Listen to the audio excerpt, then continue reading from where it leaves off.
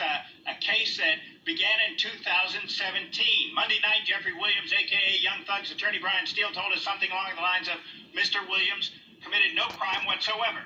We had not been able to reach him about what we have learned now, but it appears Young Thug's legal problems are not limited to the case in Fulton County that has made such big news this week. It appears the Fulton County RICO conspiracy case that broke this week against music stars Jeffrey Williams, a.k.a. Young Thug, and Sergio Kitchens, a.k.a. Gunna, lawyers for both have suggested they're innocent, is not the first time the pair has been linked in a criminal case, and that these images relate to a DeKalb County case dating back to 2017 and a vehicle stop by Brookhaven Police near Peachtree DeKalb Airport, also involving a third suspect. Documents indicate Williams, Kitchens, and the third suspect were indicted in DeKalb in 2018. You got dope, you got money, you got guns.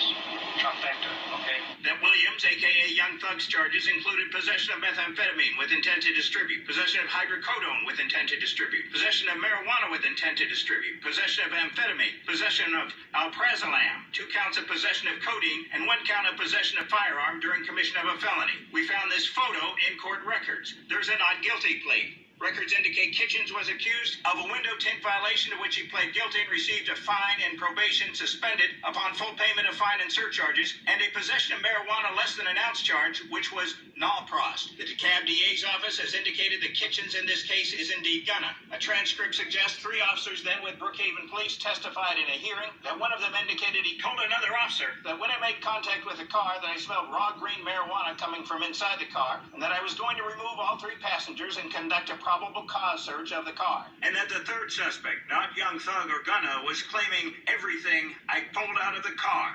A document indicates that a DeKalb judge ruled, quote, the prosecution failed to present credible evidence that this vehicle was violating the law when stopped, unquote, and that evidence including statements, firearms, and supposed drugs must be suppressed. But a Georgia Court of Appeals opinion indicates the state appealed and the appeals court reversed.